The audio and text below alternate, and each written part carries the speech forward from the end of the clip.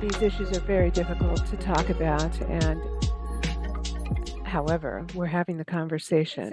It sounds like you're leaving a much broader impact for artists all around to be able to get involved. It's wonderful because in leaving an impact, it's making a difference. What would be a message that you would like to leave people that hopefully are watching this, who might be grappling with these issues themselves, like somebody who's actually identifying with the hard conversation? What I would like to leave everyone with is a sense of hope.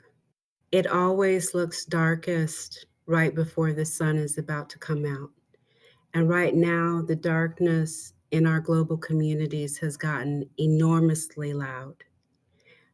The only reason why that exists is because the myth of a powerless individual has become so pervasive. It is a huge lie that one person can't make a difference. The only reason why we believe that is because omniscience is not a part of our inherent human makeup. If we could see how our actions ripple out into the future, all of us would be nice to everyone if we could see the outcome of our actions.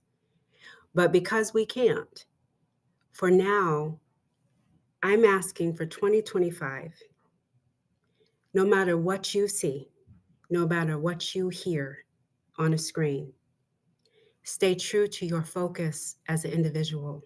Stay true to your heart. Because if we lose our heart, we will lose humanity. We're fighting for our hearts. That's what this is about, the right to exist as who we are.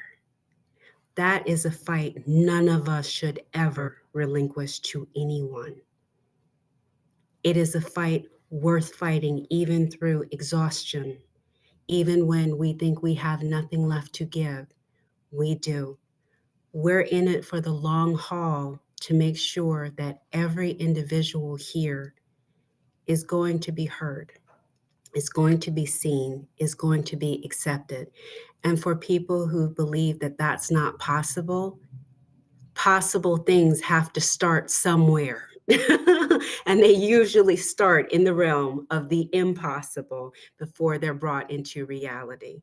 We can make a better world, but we just have to remember that we're not just fighting for equality or any of these things. We're fighting for our hearts as people to exist. That's the struggle. That's what we're in. And I'm hoping that people will want to join me in ensuring that that's a war that we win. First of all, just thank you for taking the time in doing this with me. But the final question, and I'm sorry for prolonging it, it's just like I don't want to let you go. I feel like I want to just hold you hostage for a few more hours. That's such the wrong word to use, but it's in jest, everybody. It's just in jest. If you met your younger self or anybody that is in the field of work that you do, what advice would you give yourself or that person? My younger self, I would just go back and tell her to hold on. There were so many times during my childhood where it was like the whole world was filled with predators. That's why I do martial arts, because you have to learn eventually how to fight back, or you just continue to be victimized. And I would say to the young women out there, the ones without parents, the ones without support, the ones who are beaten up, the ones who have been raped, you can fight back. They haven't taken the best part of you. That's an aspect of your story. It's not the totality of who you are. Who you are is not defined by what has happened to you or what you've had to do for survival. Who you are is dictated by what moves your heart. That's who you are. That's what I would say to any girl that's at risk this way.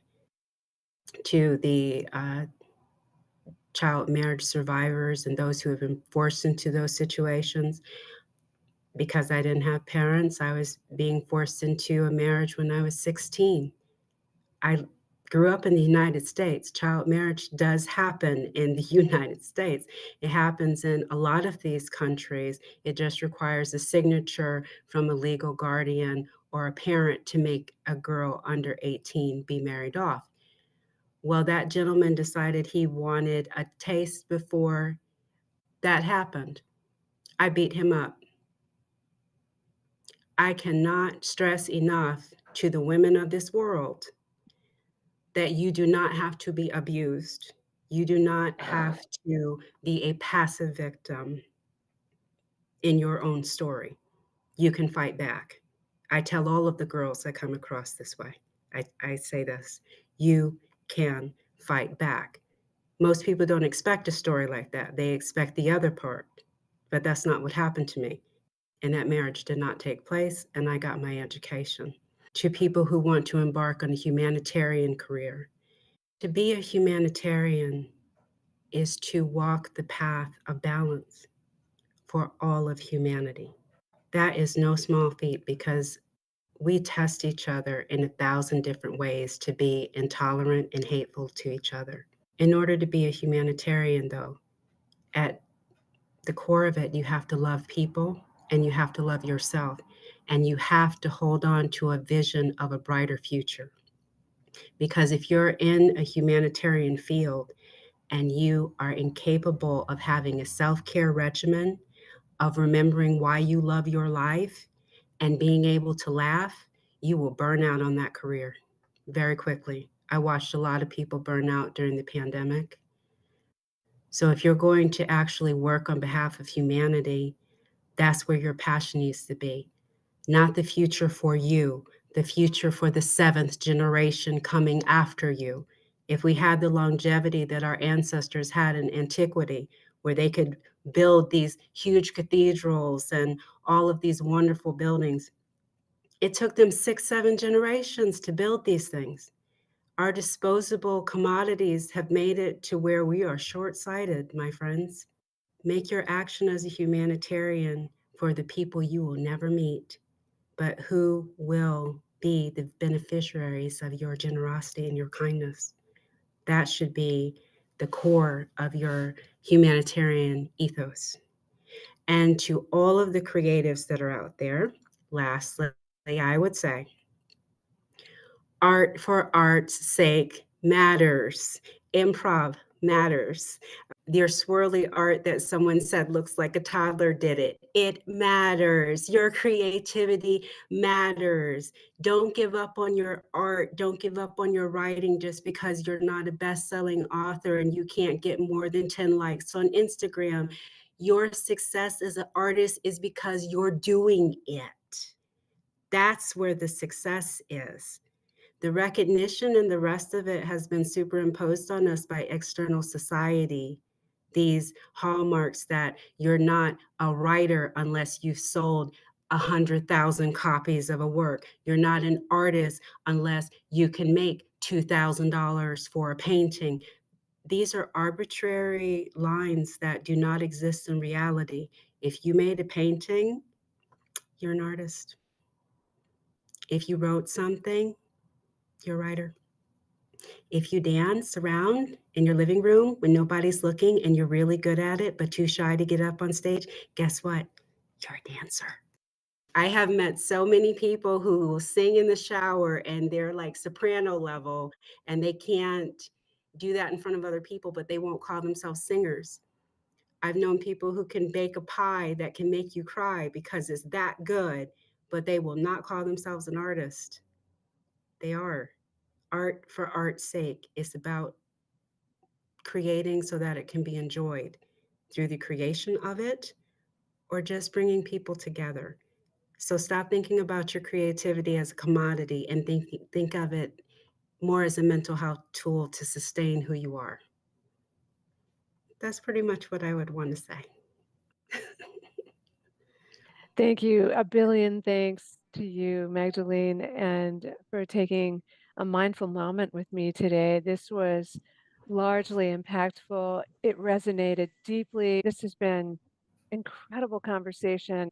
Gosh, I hope the rest of your day is beautiful and light. And Yours ha- too. do you have any more that you feel like you want to add in closing, or are you good?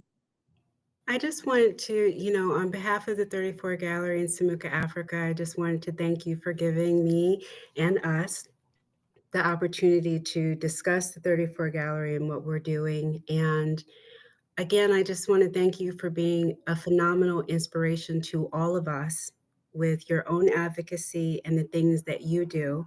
We have really done a lot now to try to recruit more audiovisual artists due to your involvement, that we want to make sure that that is actually a staple of the 34 Gallery, that these artists are recognized because of your work with us. So, and everything from your judging on with the art to just your presence online.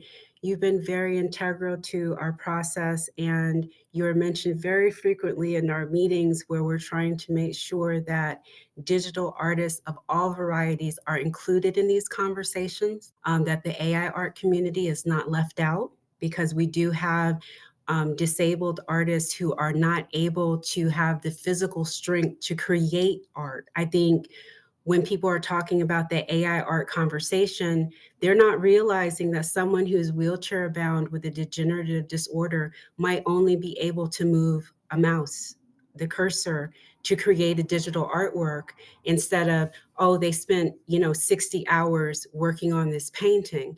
And to have, we have several artists who are in this situation in multiple countries where AI art kept them from utter despair at ending their lives because they felt like they were useless. And all of a sudden, the AI art and NFT communities have made them feel like they're valuable, they can matter, that they can be a part of a larger creative community that thinks they're brilliant.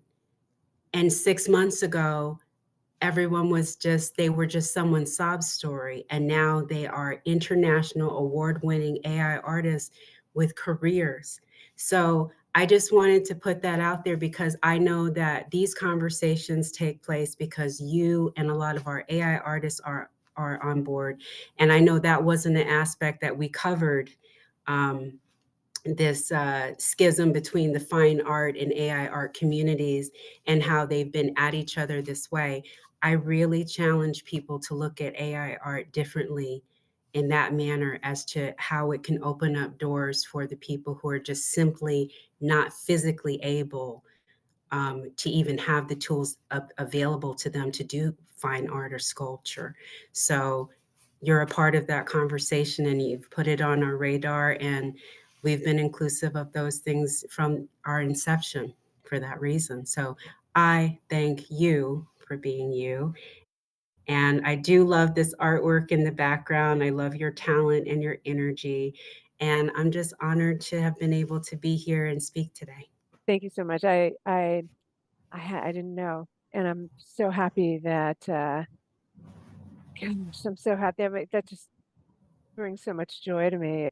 If there's anything that I can do, please reach out to me, even if it's to teach somebody how to perhaps utilize the tools that are available that are free. They don't know how to get to those tools. Perhaps there's a way, because there are so many people that are in the community that are giving to one another freely these tools. For instance, Comfy UI, there's a whole community behind Comfy UI, and there's somebody that I know that provides teachings for a couple of hours. He's doing this for free, how to use Comfy and how to generate images. If there's anything I can do, please, just let me know, and I'm here to help. I hope your day is amazing.